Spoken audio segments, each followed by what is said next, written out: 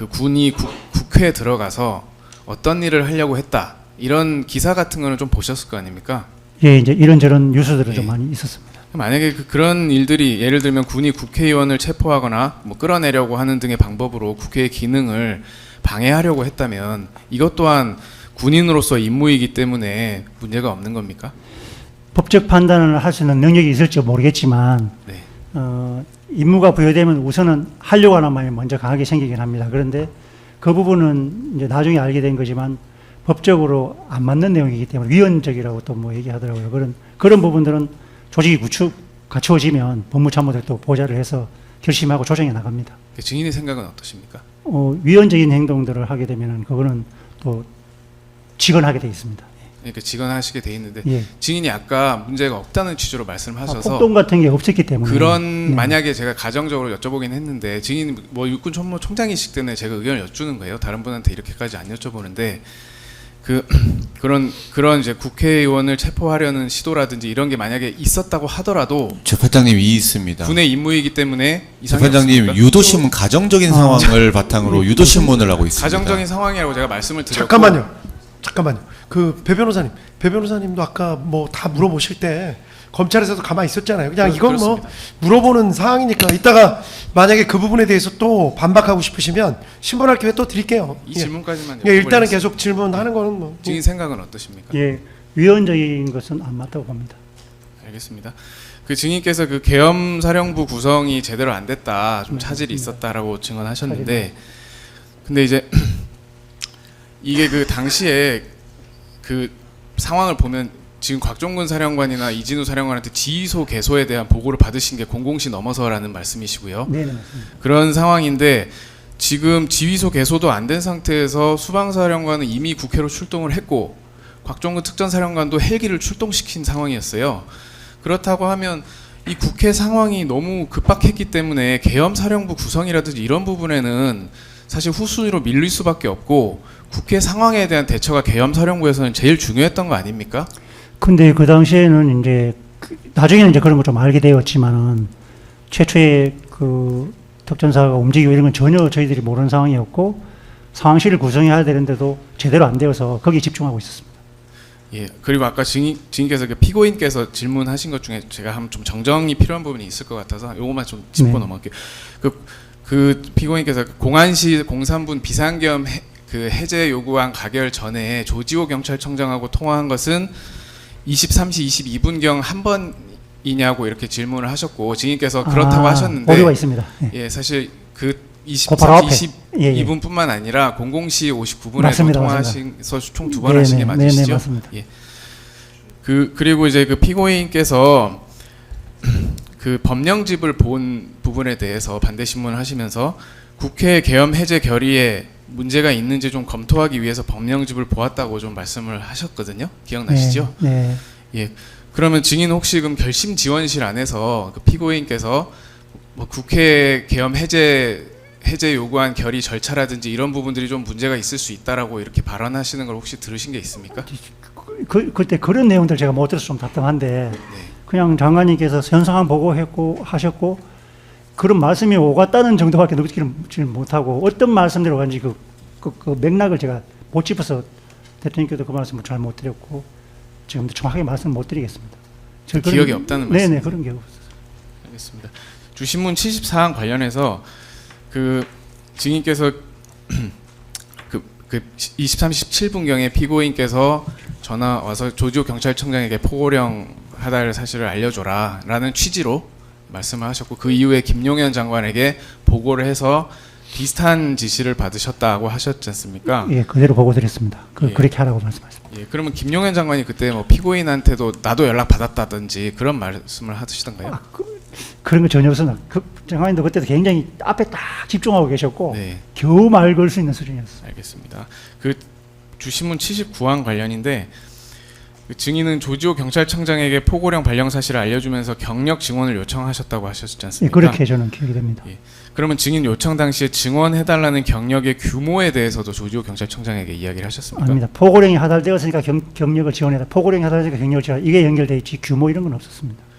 예, 그러면 조지호 경찰청장은 경력 증원을 하겠다는 취지로 답변을 그때는 했다고 하셨지 않습니까? 알겠다. 뭐 병력 예. 뭐 경력이 뭐 지원하겠다는 게 아니고 알겠다는 쪽으로 이제 긍정적으로 답변을 들었습니다. 혹시 조지호 경찰청장이 이미 경력을 증원하고 있다 이런 얘기는 하지 그런 말씀도 않았습니까? 안 하셨습니다. 알겠다는 톤으로. 그럼 증인은 이후 실제로 경찰 경력이 증원되었는지 확인을 하셨습니까? 확인은 안 했습니다. 그 김용현 장관의 지시였지 않습니까? 경찰 경력 증원을 하라는 취지가. 00시 30분경에 아니요. 증인께서 그 처음에 말씀하실 때 포고령 그러니까 피고인으로부터 그때는 전화를 병력은 말씀 안 하셨고 경력만. 피고인으로부터 전화를 받으셔서 포고령 발령 사실을 경찰청장에게 알려주라 하신 다음에 피고인 김용현 장관에게 보고를 했더니 김용현 장관이 경력 증원까지 얘기를 했다고 네, 하시는 맞습니다. 거지 않습니까? 예. 그러면 이게 김용현 장관 지시인데 증인이 경력이 실제로 증원됐는지 확인은 안 하신 거예요? 확인 안 했습니다. 왜 안 하셨습니까? 제가 이제 운용을 안 하고 있었고 그냥 네. 전달만 하면 되는 걸로 전달만 하면 생각했습니다. 조치할 네네. 것이라고 생각하셨다는 예, 그냥 말씀이시고. 알려주라 이런 개념이지 예. 뭘 파악해서 운용의 개념이 아니었고 예. 알려주라. 그만큼 네. 조지호 경찰청장이 좀 긍정적으로 답변을 해서 그런 그때는 겁니까? 조금 알겠다는 취지로 말씀하셨습니다. 알겠습니다. 주신문 72항 관련입니다. 그 피고인께서 조지호 경찰청장에게 포고령이 하달되었음을 알려주라는 취지로 말씀하신 이유가 무엇이라고 생각했습니까, 당시에? 잘 모르겠습니다. 예. 예? 증인의 생각이 있으셨을 거잖아요. 그때는 대통령 지시사항이니까 수명했던 건 주고 또 상황실도 막 구성하러 내려가야 돼서 네. 그거 조치하고 바로 상황실로 내려갔습니다. 피고인이 증인께 조지호 경찰청장에게 포고령 하달 사실을 알려주라고 한 것은 포고령 내용이 조지호 경찰청장에게 요청하려는 임무와 요청 또는 지시하려는 임무와 관련이 있기 때문 아닙니까? 모르겠습니다. 저희들은 이제 뭐 이렇게 포고령을 전달할 때는 유관기관에 다 전파를 합니다. 그런데 네. 대통령께서 전화 와서 경찰청장에게 포고령 내려갔냐 물어보는 게 뭐 이렇게 의심하거나 그러진 않았고 아니, 의심이 아니라 그러니까 이유가 있을 거 아닙니까? 그것도 왜 생각도 안 했습니다. 왜 경찰청장을 콕 찍어서 포고령을 그 사실을 알려주라고 말씀을 하시는지. 하면 이제 그렇긴 합니다. 근데 네. 그때는 어떤 계엄 상황이라 이런 게 있으면은 유관기관에 다 연락하는 게 당연한 거였고 대통령께서 말씀하는 게 뭐 이상하다 이렇게는 생각을 못 해보고 그냥 조치만 했습니다. 그 조지호 경찰청장의 진술처럼 증인께서 조지호 청장에게 포고령 하달 사실과 함께 국회를 좀 통제해달라 이런 취지로 말씀을 하셨던 건 아닙니까? 네, 그건 아닌 것 같습니다. 그 포고령 1호 1항의 내용이 국회 통제와 맥락이 다 있지 않습니까? 예, 나중에 정치 그런 활동을 말씀 그만다. 하시는 거 들었습니다. 예. 예. 그러니까 그래서 이제 그 포고령 전달을 하면서 이와 관련된 국회 통제에 대해서 증인께서 조지호 경찰청장에게 언급하셨던 건 아닌지 해서 여쭤보는 아닙니다. 건데. 제가 포고령을 들고 아니라는 있었는지 말씀이신가요? 공짜로 준 상황인지 모르겠는데 예. 하여튼 뭐 비슷한 내용이었지만 그런 걸 구체적으로 얘기하지 않았습니다. 알겠습니다. 반대신문 31-3항 관련입니다. 그 변호인께서 조지호 경찰청장의 경찰 진술조서를 제시하면서 조지호 경찰청장이 12월 3일 22시 59분경 증인과 통화하며 국회를 완전 통제해달라고 말을 들었다고 했는데 그 부분이 좀 신빙성이 없다는 없는 취지로 좀 질문을 하셔서 제가 좀 여쭤볼게요. 네. 증인 혹시 증인도 이제 증거 기록을 다 좀 보셨습니까? 증인 기소되시고 증거 자료들이 제출이 됐는데 어떤 분 제 것만 좀 보고 나머지는 조지호 경찰청장 조사 안 같은 거를 좀 봤습니다. 보시진 않으셨어요? 예, 예.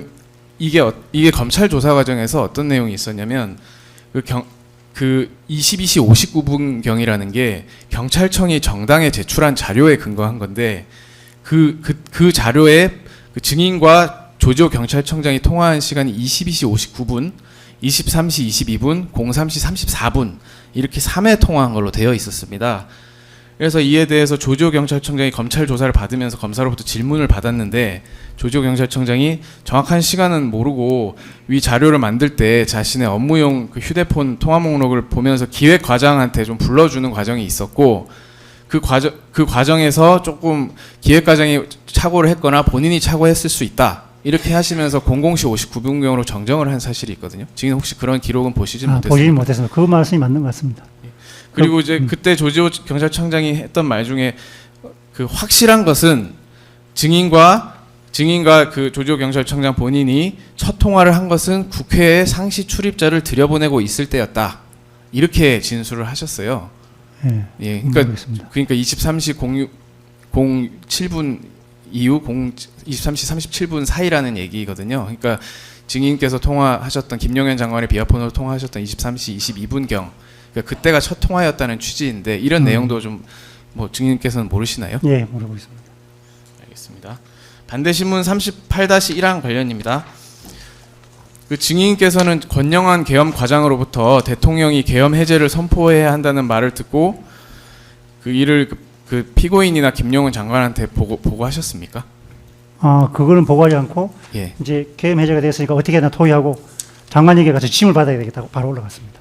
지침을 받아. 그러면 해제됐는데 어떻게 할 것인가? 그러면 장관께 가서 계엄 과장이 했던 이게 그 국회에서 의결이 있었으니 대통령께서 계엄을 바로 해제해야 된다 이런 말씀을 보고를 하셨습니까? 그 말씀은 올라갔는데 안 계셔가지고 네.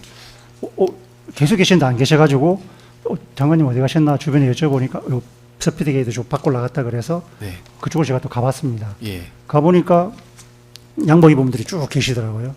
좀 이상해서 뭔지도 뭔 상인지 저때는 잘 몰랐고 그리고 장관님 어디 계신가 보니까 저 앞에 계신 것 같더라고요. 그리고 거기 갔는데 바로 대통령께서 딱 오시는 바람에 그런 말씀 못 드렸습니다. 예. 알겠습니다. 증인께서 아까 그 권영환 계엄과장이 전문성이 있기 때문에 권영환의 말을 흘려들으면 안 된다는 취지로 증언을 하셨거든요. 그래도 한 말씀 하시면 그거 가지고 토의하고 했습니다. 예, 알겠습니다. 근데 증인께서는 비상계엄 해제 요구안이 가결되어 대통령이 계엄 해제를 선포해야 된다고 권영환이 말한 것에 대해서 그대로 조치하시진 않으셨잖아요. 예. 우리가 뭘 할지를 물어봤는데 안 해줬고 네. 그래서 우리끼리 해제될 때 우리가 뭘 하냐 물어보다가 장관님 지침 받아야 되겠다고 저희는 바로 의자를 박차고 올라갔던 그런 상황. 알겠습니다. 반대신문 2-2항 관련해서 자료 하나만 좀 제시하는데 제가 좀 출력해 오진 않아가지고 노트북으로 좀 제시를 하도록 하겠습니다.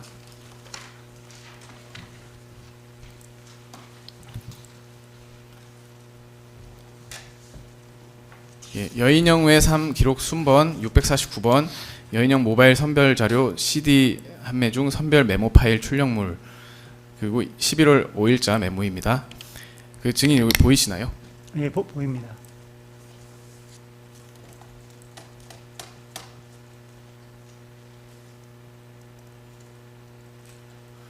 예, 여기 보시면 내용 중에 지읒, 티읒, 비읒, 시읒, 비읒의 공통된 의견임 이 부분이 있고 이 중간에 이제 3줄 정도 아래에 이응을 신뢰할 수 없음 지읒, 티읒, 비읒, 시읒, 비읒이 또 나오죠.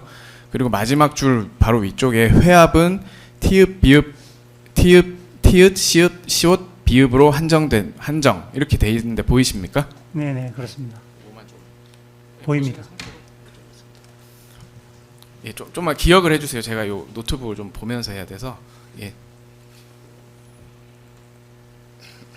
혹시 뭐 이런 자료는 뭐 군사법원 재판 과정에서 좀 보신 적 있습니까? 조금 나중에 저는 변호사님은 거기 첨부돼 있었다 그러는데 저는 기억이 없다고 했는데 예.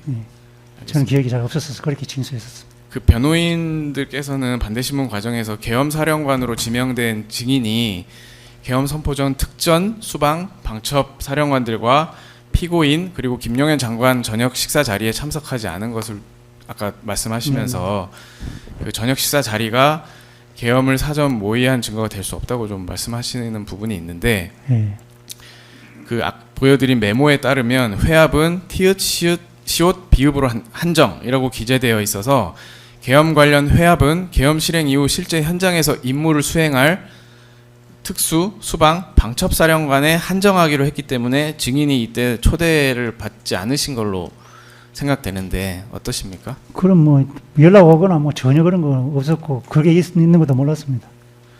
그리고 아까 이제 메모에 보면 이응을 신뢰할 수 없음 이런 내용이 있었지 않습니까? 네. 이제 여인영 사령관 수사기관 진술에 의하면 이응은 당시 육군 참모총장이었던 증인을 의미하는 것이라고 하더라고요. 여인영 사령관 진술입니다. 네. 예. 근데 이게 사실이라고 하면 증인께서 이제 사전에 계엄을 같이 논의하는 것이 확인되지 않는 이유는 좀 그 보안 때문에 계엄 사령관을 맡게 될 증인에게조차 알리지 않은 채 계엄이 좀 극비리에 진행된 것으로 보이는데 맞습니까? 그런 게 있었다는 사실도 모르고 예. 방첩사령관의 국방부 합참 직할부대이긴 하지만 이렇게 뭐 서로 신뢰하지 않고 그런 건 없었습니다. 알겠습니다. 결심지원실 관련해서 좀 여쭤볼게요. 그 이제 증인께서 그 피고인 김용현 전 장관과 함께 전투통제실에 들어온 시간이 01시 16분으로 아까 확인하셨고 그 상황 기억하신다고 하셨죠? 당시 상황. 예. 01시 16분. 예, 그때 이제 피고인 김영현 장관 그리고 증인께서 같이 전투 통제실로 들어오던 상황, 맞이해서 들어오는 상황이셨을 것 같은데. 예. 제가 지금 막 이제 혼선이 되기 네, 시작합니다. 네, 네. 예, 좀 차분하게 말씀해 주세요. 예. 근데 이제 당시 증인과 함께 작전 회의실에 있었던 합참 소속 군인의 진술에 따르면 증인께서 이거는 내가 결정할 수 없고 장관님 결심을 받아야겠다라고 말한 뒤에 전투 통제실로 올라갔었다. 맞습니다. 이렇게 예. 이렇게 하셨다고 하는데 사실입니까? 예. 해제 이후에 절차를 저희들이 모르니까 제가 토의해봐도 답이 안 나오고 저도 아는 것도 없으니까 예. 바로 그냥 장관에게 올라갔습니다. 그러면 그때가 지금 피고인과 김용현 장관이 오신 이유입니까? 아니면 아닙니다. 오기 직전. 전입니까? 예, 안 계셔가지고 스피드게이트 나왔는데 대통령께서 오시고 계셨습니다. 그러면 곽종근 사령관으로부터 공포탄 테이저건 사용 건의를 받았을 때는 증인께서 김용현 장관의 결심 없이 네네. 예, 그거는 뭐 제지하셨다고 결심하실 것도 하셨고 아니었고. 예. 헬기 진입 관련해서도 김용현 장관에게 따로 보고하진 예, 않으셨다고 그것도 하셨는데요. 당연히 뭐 진행되고 있는 이 사안에 대해서는 김용현 장관의 결심을 받아야겠다고 생각하신 이유는 뭡니까? 저기 그 어떤 저 해제 말씀이신 해제 이후에 예. 증인께서 해제 장관 결심 이후에 받아야겠다고 하신 부분이요. 어떻게 전개가 될지 잘 모르겠더라고. 아무리 물어봐도 잘 몰랐습니다. 그래서 장관직에 가서 해제가 되었으니까 좀 이제 덩치가 크지 않습니까? 그래서 해제 이후에 우리가 뭘 어떻게 해야 되는지 가서 여쭤보고 싶었습니다. 아무도 답을 못 내니까. 그래서 바로 올라갔습니다. 그러면 그 테이저건이 민간인한테 사용되는 이런 상황보다 더 중하게 인식하신 예, 거네요. 이제 전체 국면이 이제 종료가 되었고 빨리 병역도 어떻게 하거나 뭐 상황실도 빨리 상황실을 지금 구성하고 있는데 이걸 종료해야 되는지 상황실을 놔둬야 되는지 왜냐하면 장관님께서 뭐 말씀이 계셔야 상황실이 멈출 수가 있습니다. 알겠습니다. 증인께서 결심 지원실에서 그 피고인 및 그 김용현 장관과 함께 머물렀던 시간 동안 그곳에 있던 사람들의 상호 대화 내용을 알아듣기 어려울 정도로 뭐 시끄럽거나 그런 상황은 아니었죠. 여러분이 오셨을 땐 제가 뒤에 와서 잘 모르겠고 그 세 분이 이렇게 계실 때는 뭐 조용했었습니다. 침묵이었습니다. 앞선 증인 신문 때 여쭤봤던 거긴 한데 수사 과정에서도 여쭤봤고요. 증인께서는 결심 지원실에서 피고인께서 그러게 잡으라고 했잖아요. 다시 걸면 된다 등의 말을 한 것은 듣지 못하였다는 말씀. 전혀 그런 건 없습니다. 그러면 피고인 김용현 전 장관이 결심 지원실에서 했던 말 중에 지금 기억나는 게 전혀 없으신 네. 상황이신가요? 대통령 말씀도 기억이 안 날 정도로 잘 모르겠습니다. 결심 지원실에서 아까도 이제 피고인께서 그 법령집을 찾아보는 이유에 대해서 또 말씀을 하신 부분도 있었고 네. 그 대화가 전혀 없었을 리가 없어 보이고요. 그다음에 대통령과 장관이 하는 말을 계엄사령관이 증인이 흘려 들을 수도 없을 것 같고 명령 체계상 그 부분은 좀 잊기 어려운 일인 것 같은데 정말 그 기억하는 내용이 단 하나도 없습니까? 네, 그 기억나는 거 없고 상급자 얘기할 때 발기해서 안 듣습니다. 그 안에서 이제 김용현 장관 아까 말씀드렸다시피 노상원과 여러 차례 통화하기도 했는데 그런 내용조차도 듣지 못했다고 하시는 거는 증인께서 실제 들은 내용이 있지만 그 내용의 파급력이 좀 크다고 생각해서 말씀을 안 하시려고 하는 건 아닙니까? 아닙니다. 정말 전화하기 들은 사실도 눈이 안 어른거립니다. 예, 반대신문 48항 관련입니다. 증인께서는 대통령실에 가셨을 때 병력을 철수하라는 말을 들으셨는데 그때까지 피고인이나 김용현 장관으로부터 병력을 철수하라는 지시를 받으신 적은 없으시죠? 예, 저는 계엄 해제 관련해서 말씀하시려고 계속 기다리고 있는 상황이 계속 갔었고 갑자기 실장님들이 오셔서 모셔가 버렸습니다. 뭐 말씀하시기 전에. 네. 그래서 올라갔는데 그 말씀하셨습니다. 예, 증인께서는 비상계엄 해제 요구안 가결 이후에도 계속 계엄사령부 구성을 위해 노력한 이유에 대해서 대통령이나 장관의 해제 선포가 없었기 때문에 계속 진행한 것이다라는 취지로 말씀하신 예, 적도 현장은 있습니다. 이미 이제 철수한 거 다 알고 있고 안심하는 상태였고 상황실 그러니까 예. 병역은 철수하고 있는 걸 알고 있을 거예요. 네. 상황실은 이게 그냥 끊을 수가 없습니다. 그게 이제 오셔서 이제 종료했다 해야 그 상황실을 딱 접고 마침표를 찍습니다. 좀 전에 병력 철수 말씀하셨다고 했는데 병력 철수 역시도 그 대통령이나 장관의 지시가 없이는 철수할 수 없지 않습니까? 근데 현장은 좀 다릅니다. 이제 현장에 지휘하는 분들은 제가 정확하게 잘 모르겠는데 제가 지시한 것도 없고 현장에 병력이 철수하고 있다는 사실은 알고 있었습니다. 00시 좀 넘어가지고. 그 철수라는 개념이 지금 증인께서 아까 이격 말씀도 하시고 해서 제가 여쭤보는 건데 완전한 철수가 아니라 좀 일단은 좀 떨어져서 대기하고 있으라 이런 개념 아니셨나요? 그거 아닙니다. 제가 투입을 지시 안 했기 때문에 그 다음 명령을 제가 어떻게 구체적으로 내지를 못하고 안전해야 되겠다. 국민들하고 이렇게 부딪히면 안 되겠다. 그것만 생각했어요. 장관 안보실장도 그렇게 말씀하셨고. 그 피고인께서 대통령실에서 증인께서 대통령실에서 피고인으로부터 그 철수 지시받은 내용이 병력 철수입니까? 예, 그냥 병력들 철수하라 이 말씀하셨어요. 그러면 김용현 장관이 있지 않습니까? 김용현 장관도 그 자리에 있었지 않습니까? 그러면 사실은 김용현 장관한테 병력 철수를 지시하면 되는데 왜 계엄사령관인 증인에게 병력 철수를 지시하신 겁니까? 잘 모르겠어요. 먼저 빨리 제가 전달하고 장관님은 조금 더 대화하고 오셨는지 모르겠는데 바로 장관님도 따라오셔가지고 해제하셨습니다. 증인께서 계엄사령관이시기 때문에 병력 배치나 이동에 대해서 권한을 갖고 있기 때문에 그러신 것 아닙니까? 그런 건 아니고 저희인데 뭐 병력 운영에 대해서 물어본 것도 없고 지시한 것도 없기 때문에 그렇지는 않다고 생각합니다. 예, 마지막으로 하나만 좀 여쭤보겠습니다.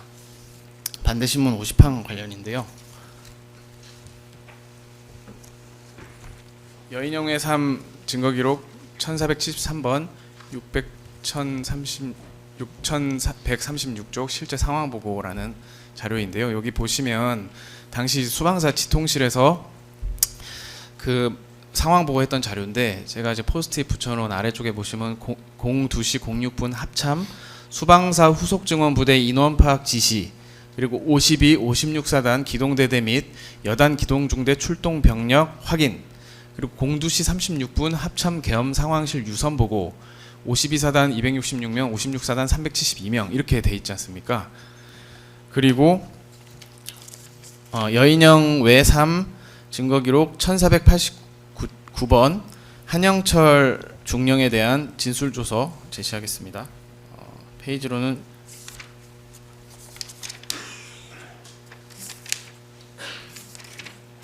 6439쪽입니다. 이게 이제 한영철 중령의 진술인데요. 이제 뭐 권영환이 국회에서 한 얘기를 좀 얘기하니까 사실 약간 다른 부분이 있다고 하면서 그 계엄과장이 저에게 이신속 대응 사단의 이 내용을 한번 보셔도 됩니다. 예.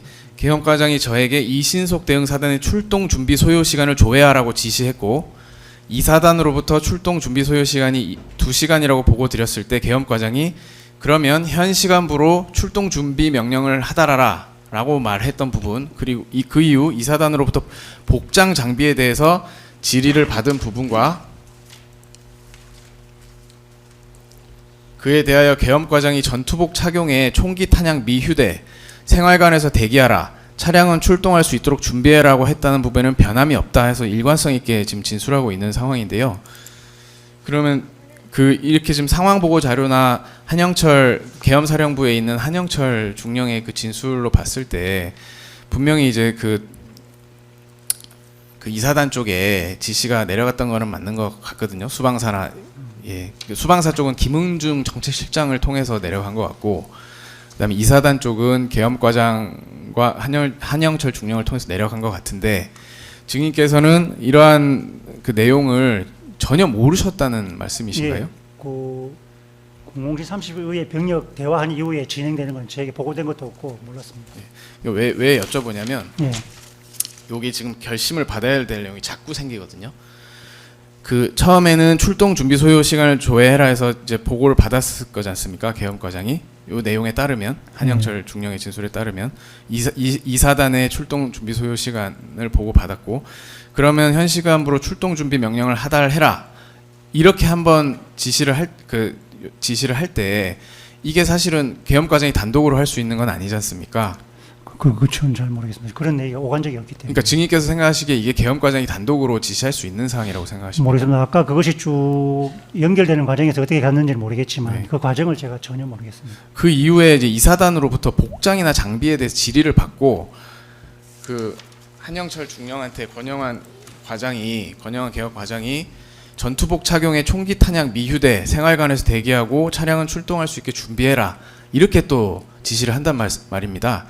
그러니까 지금 여러 번에 걸쳐서 결심이 필요한 내용들이 자꾸 생겨요. 그 이사단과의 관계에서 이런 점을 보면 계엄사령관인 증인이 거기 계신데 뭐 없으신 것도 아니고 계신데 증인한테 보고가 돼서 이러한 그 결심받을 사항들에 대해서 지시가 내려갔던 걸로 보이는데 증인 진짜 모르신 게 맞으십니까? 모르는 게 맞고 그때는 제가 전투통제실, 결심지휘실, 현관복도, 대통령실 거기를 계속 왔다 갔다 거기 4층에 내려간 적도 없습니다. 예.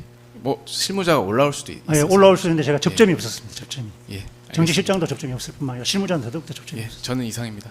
예. 예. 추가로 이창규 검사님. 네. 반대신문 51항 관련입니다. 증인은 군사법원에서 52사단, 62사단은 수방사 예하 부대인데 거기에 있는 부대는 고려 상황도 아니다라는 의미로 라고 증언하셨고 그 의미는 계엄 임무 수행군이기 때문에 필요하면 언제든지 활용할 수 있다라는 의미가 맞습니까? 예, 수방사령관이 활용하는 개념이지 제가 가타부타 할 병력이 아닙니다. 예.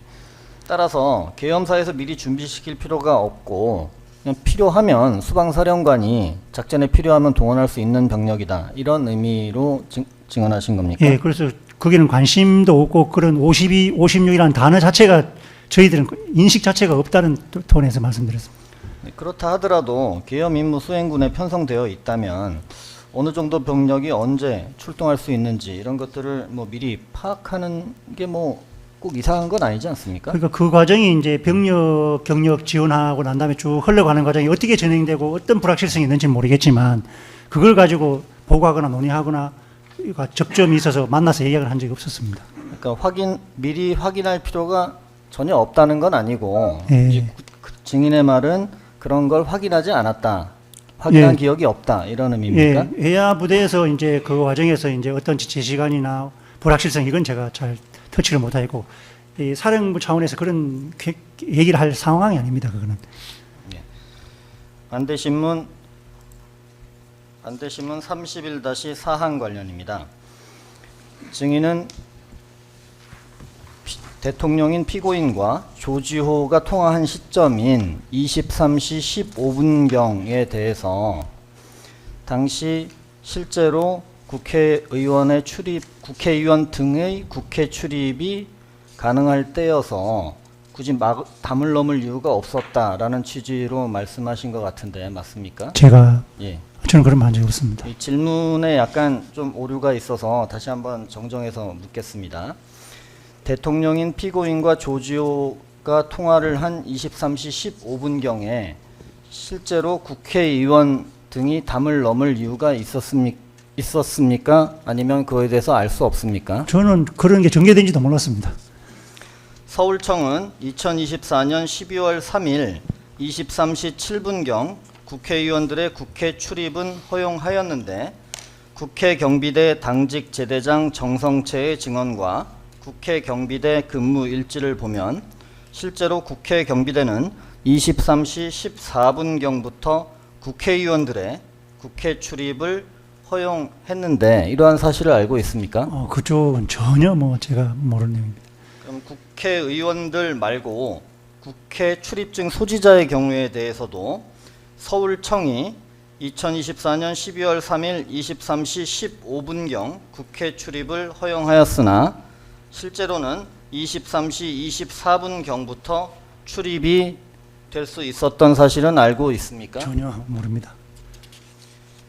또 국회의원에 대해서 말씀드리면 2024년 12월 3일 23시 14분경부터 국회의원의 국회 출입이 허용되었다 하더라도 경찰들이 국회 앞을 차단하고 있어서 국회 2차 봉쇄 시각인 23시 37분경까지 사이에 23분밖에 안 되는데 이때 국회에 들어가야만 할 수 있는 상황이었고 모국회 출입문으로 들어가기 위해서는 요 시간대에만 가능했던 상황인데 이런 것은 알고 있습니까? 전혀 그 상황은 모르겠습니다.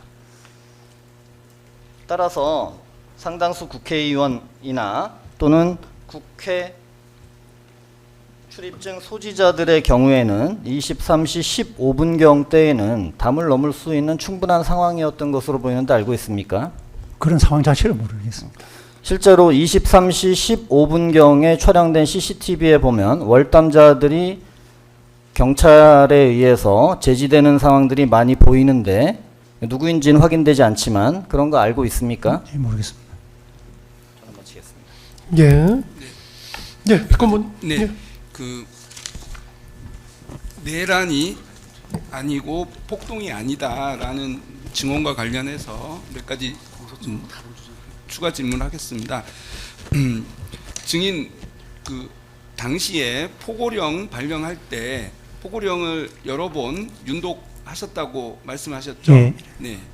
그러면 그 포고령의 내용을 잘 알고 계실 것이고 거기에는 정치 활동도 금지하고 언론 출판의 자유도 금지하고 심지어는 전공의를 비롯한 의료인들에 대해서 개헌법에 의해 처단한다 이런 내용도 들어 있고 그 내용을 읽어보는 보통의 국민의 입장에서는 엄청난 그 공포와 두려움을 느낄 수 있는 그런 내용인데 증인은 포고령을 발령할 때 그런 생각을 해보시지는 않으셨나요? 굉장히 무겁게 느꼈고 좀 그런 걸 느꼈습니다. 그래서 돌려보면서 뭐 어떤 분은 법적 검토를 했냐 뭐 그런 얘기가 자꾸 나왔고 또 그 용어 자체가 굉장히 섬뜩한 내용들이 있어서 체크도 하고 그랬었습니다. 아니 그러니까 그걸 체크했고 그랬을 때 그걸 받는 사람의 느낌은 어떨 거라고 생각하셨어요? 그런 생각을 못 해보고 이걸 제대로 내리는 거 맞냐 이런 쪽에서 생각을 많이 했었습니다. 그리고 증인은 당시에 그 군의 헬기가 군인들을 태우고 국회의사당으로 날아갔잖아요. 그리고 거기에서 군인들이 국회로 들어가고 이런 상황들을 TV로도 보고 그리고 실제 많은 국민들이 그런 상황들에 대해서 잘못됐음에 대해서 인식하고 국회로 달려가고 그 과정에서 그 시민들이 많은 공포나 이런 것을 느꼈을 거라고 생각해 보지는 않으셨나요? 예, 그때 좀 심각하게 보고 있었습니다. 그런 생각은 하고 계셨어요? 그게 이제 TV가 한 00이 30분경에 열렸고 또 좀 왔다 갔다 하면서 이제 조금씩 나오는 걸 볼 수 있는 기회가 볼 수 있었습니다. 근데 이렇게 상황실을 구성할 때는 제가 뒤에 TV에서 못 봤지만 보면서 심각하게 좀 생각하고 있었습니다. 네. 그렇다면 증인도 당시에 그렇게 국민들을 공포나 이런 거에 몰아넣을 정도의 계엄을 선포할 전쟁이나 그 사변이나 이런 상황이 없다는 건 증인도 알고 있었다고 그랬지 않습니까? 예, 전쟁하고 그런 상황보가 된 건 없었습니다. 그렇다면 그런 계엄이 선포가 되고 그게 결국은 국회에서 해제가 됐다면 증인은 그 처음에 계엄 사령관이야 그냥 본인도 모르게 어쩔 수 없이 그렇게 계엄 사령관이 됐다 하더라도 그 이후에 계엄이 해제된 이후에는 최소한 결심 지원실이나 이런 데서라도 이 계엄 해제해야 되는 거 아닙니까라고 건의해 볼 생각은 안 하셨습니까? 예, 그런 거를 하기 위해서 이제 올라갔는데 바로 이제 스피드 게이트에서 대통령님 들어오셨고 들어가시고 법령직을 보시길래 또 뭔 말씀하시겠구나 기다리고 있는 차에 실장님들 들어오셔가지고 또 모시고 가버리고 그리고 그렇게 쭉 그냥 자연스럽게 연결됐었습니다. 아니 여기 피고인이 들어와서 법령집을 볼 때 그럼 무슨 법령집을 보고 있다고 생각하셨습니까? 이제 뭘 확인하고 계시는구나 필요하신 거 있구나 이렇게 생각했고 제가 법의 전문가는 아니지만은 뭐 필요해서 보시는구나 생각했고 또 법 관련된 분이 한 분 왔다 갔다 한다는 기억도 있고 어떤 절차가 진행되고 있는 정도로 알고 있었습니다. 그러니까 그 피고인이 보통의 경우에는 계엄을 선포를 했고 그 계엄의 선포가 그 증인도 인정하듯이 엄청난 일이잖아요. 네. 그러면 그리고 어쨌든 계엄의 목적이 있었을 거고 뭔가를 달성하려고 했는데 계엄이 해제됐다는 건 실패한 거잖아요. 네, 그렇죠. 계획 당시에. 해제됐으니까. 네네. 그러면 실패를 했으면 그 결심 지원실에 들어온 사람이 그거에 대해서 증인이나 김용현 장관에게 뭐 대책을 묻거나 뭐 최소한의 그러니까 질책까지는 오히려 상식적으로는 질책을 했을 것 같지만 뭐 질책까지는 두 번째 치더라도 그러면 대책을 묻거나 그런 이야기를 했을 것 같은데 그런 얘기도 없었습니까? 예, 비교적 상황 보고를 간단히 있었고 비교적 긴 침묵에 법령을 보고 계셔서 거기에 그것이 법령집이 어느 정도 이제 저거 되면 어떤 절차가 진행될 것이 곧 말씀하시겠지 이런 생각이 있었지만은 그 실장님들이 오셔가지고 바로 나가시는 바람에 또 뭐 지나가고 그랬었습니다.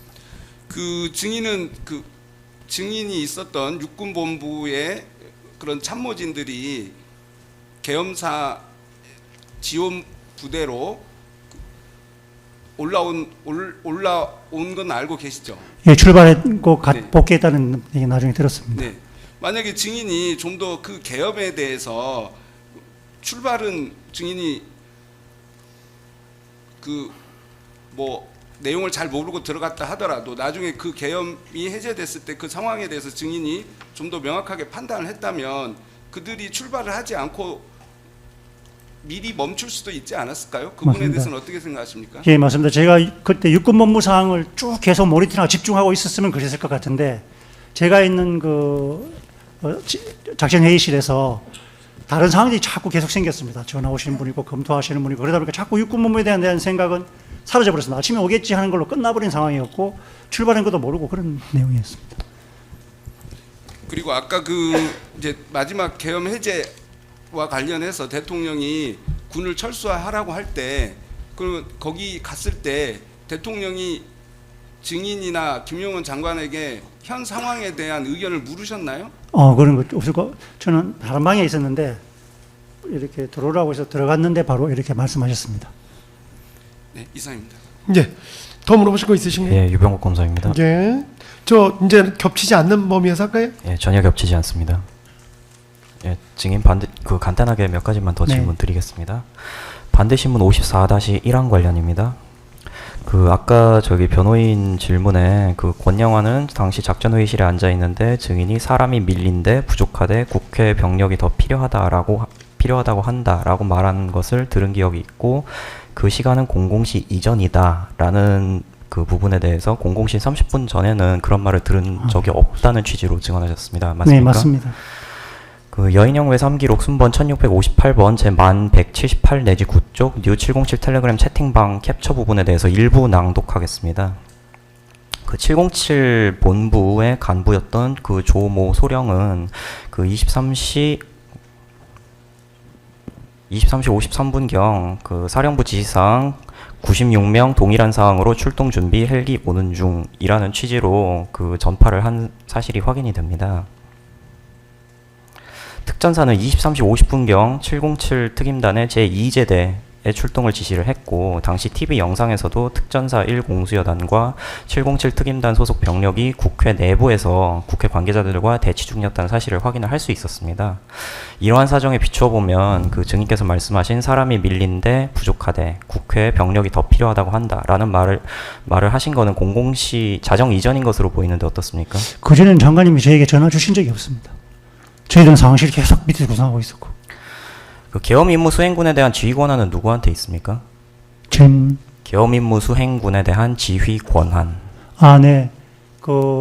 계엄 수행군은 이제 지금 머리가 좋았다. 계엄 사령부가 구성이 되면 거기서 이제 할 수가 있는데. 계엄 사령관이 증인에게 있는 거 아닙니까? 예, 구성이 되면 이제 그렇게. 계엄 사령관으로 임명은 됐으니까 증인에게 계엄 임무 수행군에 대한 지휘 권한이 있었던 거 아닙니까? 엄밀히 말하면 그렇지만 저는 저 혼자만 있었고 참모진이 없었는데 사령관은 구성이 안 돼 있었어요. 사령관인데 그러면 계엄 임무 수행군에 대한 지휘 권한이 없었다고 지금 말씀하시는 겁니까? 그래서 계엄 과장이 맞습니까? 아닙니까? 네, 그렇습니다. 저는 병력 운영에 대해서 보고받거나 계획하거나 뭐 이렇게 한 적 없었어요. 사령관이었지만 계엄 임무 수행군에 대한 지휘 권한이 없었다라는 게 지금 증인의 증언 요지입니까? 그렇죠. 그래가지고 올라가서 물어봤습니다. 그러면 국방부 장관이 계엄 사령관에 대해서 조금 거칠게 표현하면 패싱하고 직접 계엄 임무 수행군에 대한 지휘가 가능하다는 겁니까? 네, 장관님께서 직접 그렇게 지휘하고 계셨고 저는 상황실 구성이라는 명확한 임무를 받았습니다. 증인께서 당시 707 특임단 병력에 대한 2차 출동 명령이 있은 후부터 약 40분 후인 00시 30분 이후에야 국회에 병력이 더 필요하다라고 판단을 하신 것은 계엄사령관으로서 병력이 출동한 현장에 대해서 파악을 하지 못했던 것으로밖에 보이지 않습니다만 특전사의 추가 병력 파견 등에 비추어서 증인께서 00시 30분에야 그런 말씀을 하셨다는 것은 납득하기 어려운데 여기에 대해서 설명 가능하십니까? 병력의 운용이나 이런 것은 전혀 제가 개입 그때도 안 하고 있었던 사람입니다. 전화가 오면 토의해서 조치해서 하는 그런 정도였습니다. 증인의 증언이 사실이라고 가정할 때 현장 파악을 하지 못하셨던 이유는 무엇이었습니까? 상황실이나 이런 조직이 구성이 되어야 현장에 뭐 갔다 보고가 들어오면 상황 일지도 적고 저에게 보고도 하고 카업도 만들어서 앞에 비디오를 띄워가지고 그걸 보면서 아 병력이 갔구나 어디가 부족하구나 뭐 상황은 어떻구나 이거 인식을 해야 제가 운영을 하는데 누가 보고하는 사람도 없고 지시하지도 않고 어떻게 운영되는지 모르고 계획도 없고 한데 제가 어떻게 통제할 수가 없고 지휘할 수 없는 상황입니다. 그 증인께서는 상황실과 지휘소 개소에 신경 쓰느라 병력 이동 현황을 잘 알지 못했다. 이게 지금 증인의 증언 요지로 보입니다만 그 합참 상황실에서는 병력 현황이 확인되고 그 증인께서 이제 그 개소하시던 곳에서도 그 일부 인원들이 있었던 것으로 확인이 되는데 증인으로서는 조금만 관심을 기울였다면 병력이 출동한 현장에서의 상황을 충분히 파악할 수 있는 상황 아니었습니까? 그런 상황입니다. 조직이 있어야 파악을 하고 전파를 하고 하는데 조직이 없는데 어떻게 하면 그래서 빨리 상황실 구성하라고 제가 몇 번을 얘기했습니다. 그 상황실 편성과 지휘소 개소는 권영환 등 합참 관계자들이 행정적으로 실시를 하는 업무였습니다. 그럼에도 증인께서 상황실 편성 등에 대해서 신경을 쓰느라 외부 상황을 알지 못했다는 것은 계엄 상황에서의 최고 군사지휘관이던 증인의 위치에 비추어서 납득하기 어려운데 여기에 대해서 설명 가능하십니까? 네, 그때는 임무가 상황실 구성하라고 지시하셨고 장관님이 위임받아서 하고 계시기 때문에 상황실을 어디에 구성할지 왔다 갔다도 하고 조사도 하고 뭐 그렇게 했었습니다. 결국 요지는 증인은 계엄 사령관이었지만 사령관으로서의 임무는 수행하지 못했다는 것으로 들리는데 맞습니까? 예, 계엄 사령관 임무 수행 받았고 과업 보유 받은 걸 하다가 끝났고 아마 그런 상황이었습니다. 이게 뭐 손발이 없는 상황이었습니다. 이상 마치고 오승환 검사 질문하겠습니다. 예. 예, 겹치지 않는 법에서 할까요? 사실관계만 간단하게 좀 확인하겠습니다. 오승환 검사입니다. 증인 작전회의실에서 머무르시는 동안에 참모들로부터 계엄과 관련된 참고 문건이다라고 보고를 받으시거나 아니면 이런 건 좀 참고하실 수 있습니다 라면서 문건을 받아본 기억이 있으십니까? 없습니다. 모르겠습니다. 페이퍼를 본 기억은 없으십니까? 예, 없습니다. 그럼 증인이 12월 3일 비상계엄 선포 이후 보신 문건이라는 건 포고령 제1호 말고는 무엇이 있습니까? 문건 같은 건 따로 없고 보고령 들고 왔다 갔다 했었습니다. 당시 작전회의실에 있었던 군인분의 증언에 따르면 증인에게 작전회의실에서 모 장군님이 국회의원 정족수라고 기재된 문건을 드린 적이 있다라고 하거든요. 그런 문건 본 기억 없습니까? 예, 받고 들고 다닌 적 없고 들고 다녔다는 건 아니고요. 네. 작전회의실에서 증인 말고 어떤 참모로 계시는 장군님께서 육군 본부 마크를 달고 계셨다고 하거든요. 증인에게 국회의원 정족수라는 내용이 기재된 문건을 드렸다라고 하는데 그런 기억이 있습니까? 없습니다. 그냥 뭐 매뉴얼 계획 있으면 가져와 봐라 제가 요구는 많이 했는데 탁 갖다 주는 사람이 없었습니다. 한 분도 없었나요? 예, 딱 이렇게 대놓고 지금 우리가 뭐 해야 된다, 뭐 사령관이 뭐 해야 된다, 뭘 참고해야 된다 이렇게 없었습니다. 그 증인 곽종근 사령관님으로부터 공포탄 테이저건 사용 건의를 받으시고 논의한 다음 곽종근에게 다시 전화하셔서 사용하지 마라 이렇게 지시하셨다고 증언하셨는데 맞습니까? 네, 금지다 이렇게 말했습니다. 그 당시 작전회의실에 있었던 군인분 증언에 따르면 증인께서 완력으로만 해라 이렇게도 말씀하셨다고 하는데 아닙니까? 아, 그거는 제가 한 게 아니고 다른 어떤 분이 그 총 완력이라는 단어를 쓴 건데 제가 그걸 생각해서 한 건 아닙니다. 잠깐만요. 다시 한번 말씀해 주실래요? 완력이라는 분이 그때 이재식 장군님인가 하여튼 어떤 분인지 모르겠는데 네. 총 테이저건을 안 쓰니까 완력이라는 단어가 있었던 건 사실이고 그걸 제가 스스로 생각해서 뭐 하라 이렇게 하진 않았습니다. 증인이 스스로 생각한 건 아니더라도 제가 여쭌 거는요. 증인이 곽종근 사령관에게 완력으로만 해라 이런 말 한 기억 사실 없습니까? 예, 그 대화가 완력이라는 단어는 기억나는데 제가 직접 이렇게 얘기한 걸 모르겠습니다. 그건 기억이 안 나시나요? 네, 네.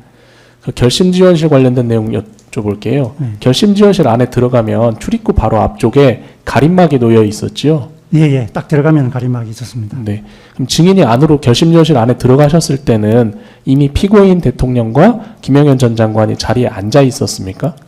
기억을 잘 못하겠습니다. 하여튼 처음에는 좀 스스 대화를 하신 것 같은 느낌은 스스 대화 같은 것으로 기억이 되고 그 이후에 앉으셨던 것 같습니다. 증인이 들어갔을 제가 때는 들어갈 때는 앉아 계셨던 느낌이 듭니다. 증인이 들어갔을 때는 가림막 안쪽에 두 분이 계셨어요? 그렇게 생각이 됩니다. 정확하게는 모르겠는데 하여튼 뭐 여러 분이 계셨습니다. 그리고 방금도 이야기하셨듯이 대화하는 분위기였다고 말씀하셨잖아요. 예, 그러니까 두 분이 이렇게 현 상황 보고 하고 하는 게 이렇게 진행이 됐던 걸로 생각합니다. 근데 그런 대화 내용이 하나도 기억이 안 나시나요? 예, 제가 그렇게 보여졌지 제가 그걸 이렇게 들은 게 없어서 정확하게 특정을 못 하겠습니다. 그 증인이 수사 과정에서 그렸던 그림이랑 오늘 증인 신문 과정에서 피고인이 그린 그림을 보면 가림막에서 가까운 쪽에 피고인과 김영현 전 장관이 가깝게 붙어 앉아 있었던 것 같고 네. 증인은 거기서 조금 먼 곳에 앉아 계셨던 것 같은데 맞습니까? 예, 약간 이쪽 왼쪽 뒤에 이렇게 있습니다. 네. 이상입니다. 예. 예. 더 물어보실 거 있으신가요? 예. 재반되신 분 어느 분이 하시겠어요? 배철 변호사입니다. 제주신문 질문 중에 조재철 검사님이 여인형 메모를 제시해 주셨습니다. 그 여인형 메모 중에 어떤 말이 있냐면 장병은 이제 정신 차리기 시작했음. 지금까지 체제 수호 관점 없었음. 이렇게 명시가 돼 있고요. 여인형 외삼 증거기록 순번 694번 휴대폰에 저장된 메모 내용을 보면요. 주신문에서도 한번 언급이 됐지만 12월 1일 12시 48분 증인의 메모를 제가 다시 한번 읽어드리겠습니다. 자유민주주의 대한민국의 안녕과 번영을 위해 주말 기도 드렸습니다. 적의 지령에 맹종하고 사회 혼란과 악행을 대놓고 자행하는 현재 위협의 실체와 입법 독재의 저희를 더욱 철저하게 통찰하겠습니다. 불의에 지배당하지 않고 올바름이 승리하도록 정성을 다해 수호하겠습니다. 이 메모와 관련해서 증인께서 이렇게 말씀하셨습니다. 인지전이라는 말씀을 쓰셨습니다. 예, 그때 그게 좀 네, 인지전 관련해서 쓰신 말씀이라고 해주셨고, 인지전이라고 하는 것은 다시 말하면 총칼 없는 전쟁, 하이브리드 전쟁이죠. 사람의 인지 구조를 변화시키기 위한 일체의 시도를 의미하는 것이고요. 12월 2일 9시 34분 증인이 쓰신 메모 하나 더 읽어보겠습니다. 체제 전복을 대놓고 위협하는 악인들의 실체를 명확히 통찰하고 지난 실수를 다시는 되풀이하지 않겠다는 결기와 노력의 통합이 매우 엄중히 요구됩니다. 2024년 11월 30일 메모 네 번째입니다. 자유민주주의 근간을 무시하는 악행과 사회 혼란을 주도하는 적들의 준동에 통탄합니다. 국가와 국민, 우리 대한민국의 미래를 위해 법과 원칙에 의거 철저하게 그 악의 근원까지 제거해야 하겠습니다. 라고 쓰셨습니다. 전반적으로 그 군 장성들, 사령관님, 그리고 육군 참모총장님들의 이런 메모 내용들을 보면은 대한민국이 매우 위기 상황이라는 것이 직감이 됩니다. 군에서 볼 때 인지전, 하이브리드전을 준비하고 대비한다는 이야기를 수방사령관님도 하셨습니다만 우리나라의 현재 군 상태가 과연 어떤지, 정말 나라가 위기인지 이에 대해서 육군 참모총장이신 증인께서는 어떻게 보시는지 좀 답변을 들어보고 싶습니다.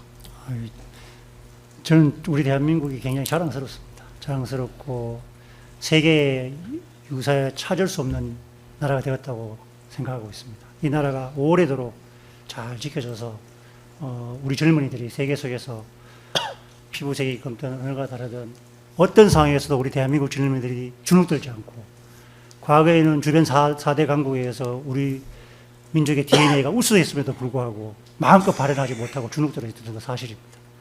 앞으로는 우리 젊은이들이 이 자유민주의 자랑스러움을 가지고 세계 속에서 마음껏 활동하고, 이제는 포위된 게 아니라 주도권을 가지고 우리 국민들과 내선의 작전이라고 하는데 마음껏 세계 속에 우뚝 서는 건 최고의 대한민국이 되었으면 그런 바람입니다. 메모에 대해서 그 주신문에서 특검이 질문을 할 때 군내 인지전, 하이브리드전에 대한 논의가 있었고 군 정신 전력을 강화해야 된다는 말씀을 하셨습니다. 여인영 사령관의 메모하고 일맥상통하는데요. 체제 수호 관점이 없었다. 장병은 이제 정신 차려야 된다라는 취지거든요. 우리나라 군도 말씀하신 것처럼 지금의 위기 상황을 직시하고 더욱 정신 차려야 된다라는 말씀에서 이런 메모를 작성하고 비록 보내시진 않았지만 그런 나라를 사랑하는 마음이 반영된 거라고 보면 되겠습니까? 네, 그런 인지전에 대해서 굉장히 고민도 좀 하고 연습도 하고 했었습니다. 인지전 관련해서 조금 더 질문을 드리겠는데요. 조지아 사례를 말씀해 주셨습니다. 조지아 사례를 볼 때 우리나라에서 조지아 사례를 놓고 인지전을 대비해야 된다라는 취지라면은 조지아는 러시아의 5일 만에 함락된 대표적인 사례로 알고 있는데 맞죠? 네. 맞습니다. 2008년에 러시아의 조지아 침공이 무력으로 함락된 것이 아니라 조지아가 5일 만에 항복을 하는데요. 이게 대표적인 인지전, 하이브리드전으로 국가가 망국의 길로 치달아서 붕괴한 대표적인 사례인데요. 그 시작은 부정선거입니다. 사이버전을 통해서 부정선거를 획책해서 친러시아 정권을 수립합니다. 부정선거로 하이브리드전을 시작한 것이 2003년입니다. 인지전, 사이버전을 통해서 조지아 내의 전략시설을 무력화했습니다.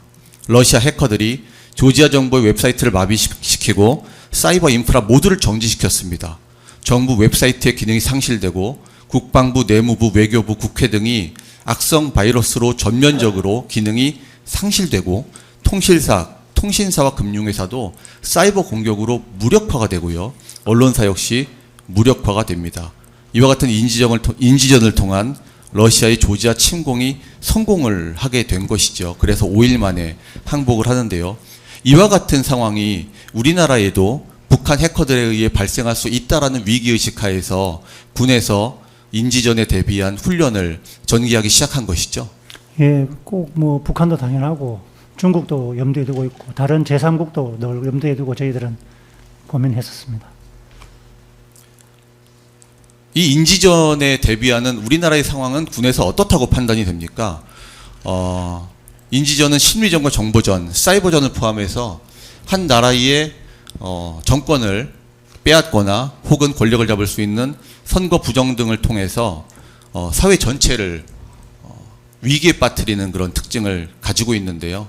이와 관련해서 군의 대비 상황은 어떻고 군에서 가지고 있는 위기 상황에 대해서 좀 더 군 내에서 논의되는 상황을 구체적으로 말씀해 주실 수 있습니까? 재판장님, 정법 오성원 차원에서 감사합니다. 회의하고. 이 관련 질문 여기까지만 하고 제안해 주시기 바랍니다. 그러시죠. 예.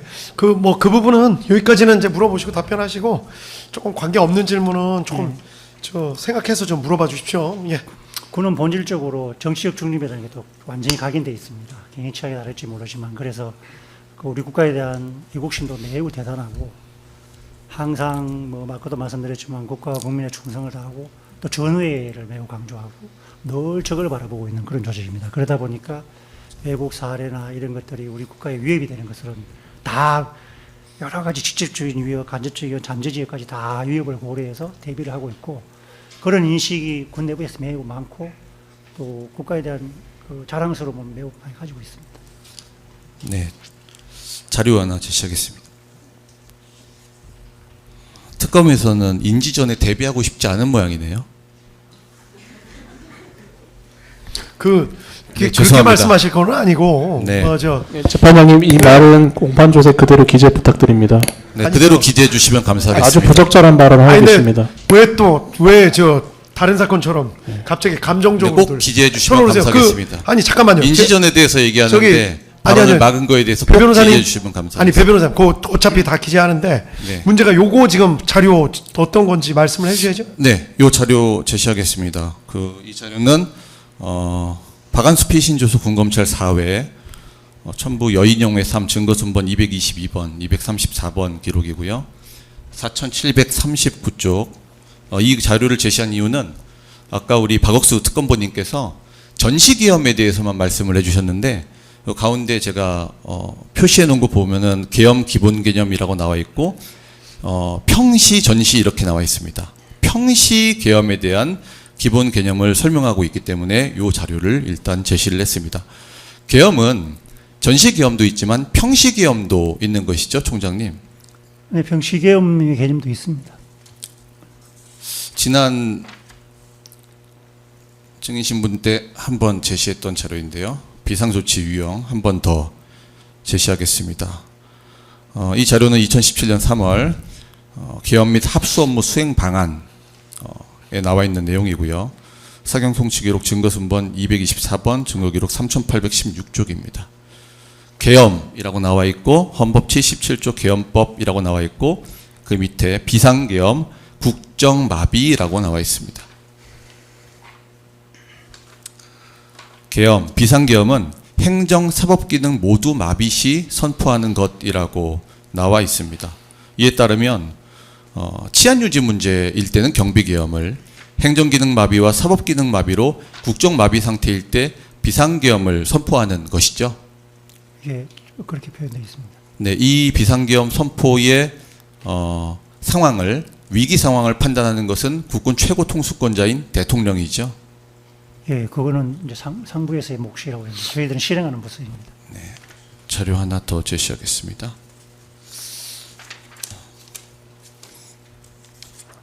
아까 메모에서 우리 총장님께서 입법에 대해서 말씀해 주셨는데요. 입법 독재에 대해서 말씀해 주셨는데요. 여인영 외삼 증거기록 순번 증인의 휴대폰에 저장된 메모입니다. 제가 한번 읽어보겠습니다. 정부가 제출한 예산안 중 예결위의 문턱도 넘지 못하고 증액이 무산된 내년도 국방 예산 리스트입니다. 당직 근무비 883억 원, 군장병 급식 단가 2,203억 원, 작전 훈련 간부 급식비 695억 원, 이사 화물비 현실화 255억 원, 군관사 입주 청소비 298억 원, 장교 단기 복무 장려금 163억 원, 부사관 단기 복무 장려 수당 62억 원, 학군 후보생 생활지원금 127억 원, 주임원사 활동비, 소대지휘 활동비 49억 원, 소령 직책수행경비 143억 원. 이 금액을 총 합치면은 4,800억이 넘습니다. 민주당의 일방적인 헌정사상 초유의 입법 독재로 인한 예산 삭감으로 인해서 이 경우에는 아예 예결위 문턱도 넘지 못하고 잘려버린 케이스예요. 이 금액이 5천억 가량 됩니다. 그리고 당시에 삭감됐던 국방 예산이 3,409억이 넘지요. 거의 1조 가까운 금액이 예산 삭감된 것이거든요. 이 금액은 군인들의 복지 예산과 밀접하게 관련되어 있는 것입니다. 일방적인 입법 독재에 의해서 국방 예산 이렇게 삭감되고 있는데 이를 보는 우리 군인들의 심정은 어떻습니까? 세부적으로 야전 부대에서는 저런 내용은 정확하게 잘 모르고요. 이제 양병을 하는 이제 국방부나 이제 저희들이 예산을 타야 되는 사람들이니까 저 부분들은 소통하는 그런 정도로 알고 있습니다. 2003년에는 지휘 정찰 사업 예산이 무려 4,852억 원이 삭감됩니다. 이것을 윤석열 대통령께서는 국방의 눈에 비유했습니다. 비율은 작아 보이나 지휘 정찰 예산이라는 것은 이 정찰을 하는 눈이 없으면은 이 사회의 위기를 보지 못하기 때문에 이 눈을 빼버린 것 같다라고 표현하시기도 했는데요.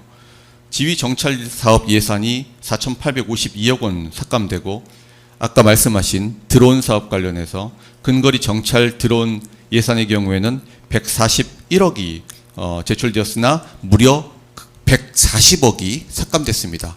99%가 삭감된 겁니다. 이거는 아예 드론 정찰을 하지 말라는 것과 같습니다. 이것이 적을 이롭게 하지 않겠습니까?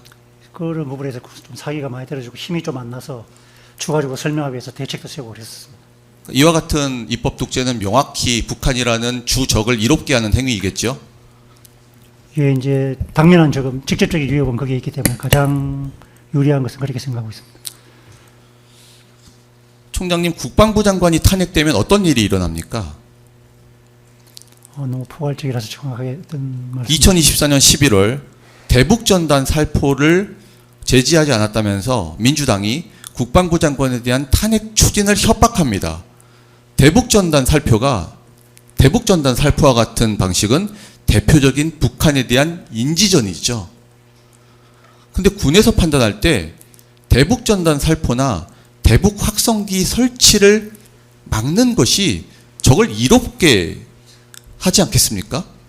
예, 이제 저희들은 명령을 수명하는 부대인데 여러 가지 장단점을 통해서 하지만은 적에게 좀 이로운 부분이 더 많다고 저는 생각합니다. 그러면은 대북전단 살포를 막으면서 대북전단 살포를 그대로 두고 있다는 국방부 장관을 탄핵하는 것은 적을 이롭게 하는 것이기 때문에 오히려 이것이 이적 행위에 해당할 수도 있겠네요. 그런 내용이 실제로 전개된지는 제가 잘 모르고 있습니다. 예, 배 변호사님 이제 그 증인의 약간 경험이나 지식을 좀 물어보시는 걸로 그 목격하거나 들은 내용을 좀 물어보시는 걸로 하시죠. 일단 물어보시는 건 뭐 계속 물어보시는데 약간 좀 그쪽으로 좀 제안을 좀 했으면 좋겠습니다. 선생님, 제가 네, 지금 요 알겠습니다. 질문하는 거 관련해서 다른 게 아니고 지금 질문을 띄우는 것 때문에 제가 하나만 네, 그러시죠. 예. 여쭤보겠습니다. 예. 나 끝나면 계속 하세요. 지금 여기 올라가 있는 것들 있잖아요. 네. 이게 지금 왜 이게 중요하냐면은 사실은 이 군이라는 게 이제 사병도 중요하고 뭐 고급 간부들도 중요하지만 이제 미군 같은 경우도 보면은 기본 하사관 체제란 말이에요, 그죠?